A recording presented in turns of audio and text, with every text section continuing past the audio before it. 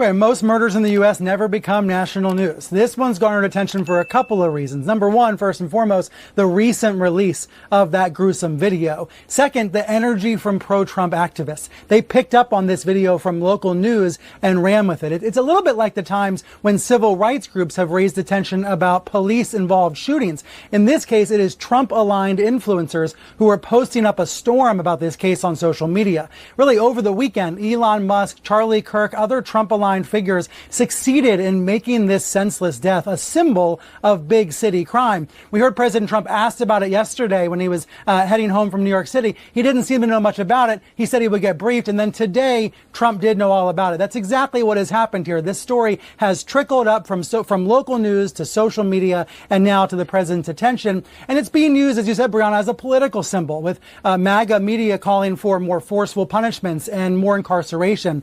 I have to say, some of the replies to Musk, some of the comments around this story are baldly racist, stoking fear of African Americans because this man attacked a white woman. The open racism on sites like X today, it's eye-popping. But there are also legitimate questions about this so-called career criminal, someone who had been a repeat offender. And those questions, I hope they're not lost amid all of the cesspool kind of comments on social media. Yeah. John Miller. I'm tired also of the term mental illness being used as a cover for criminality. When a thug targets a woman, that is not insane. He knows she's weaker.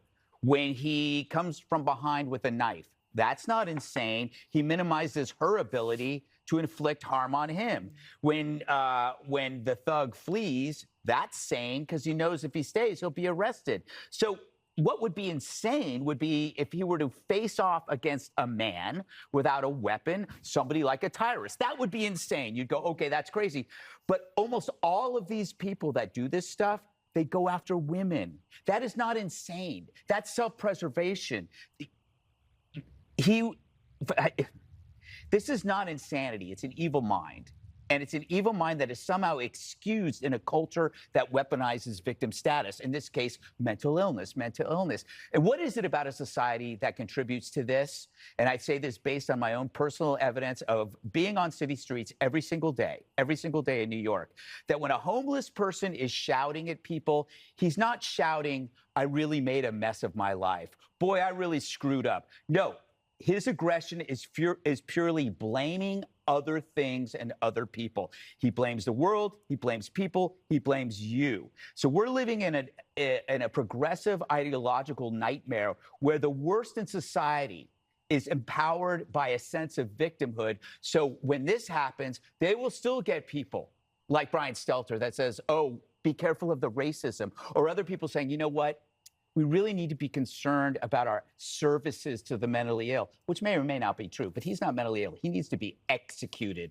Lastly, I asked Grok for a conservative count of the number of times the George Floyd video was played, looking at tweets and social media, Instagram, news networks.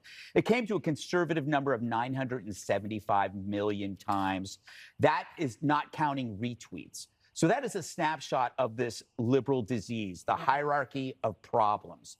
The media and politicians, people like Stelter, implore you not to cover one problem, but to amplify another one to a destructive degree that leads to riots, leads to dozens of deaths. But do not cover this other thing because that is racist. And that is not as important. In the hierarchy of problems, we decide what you cover.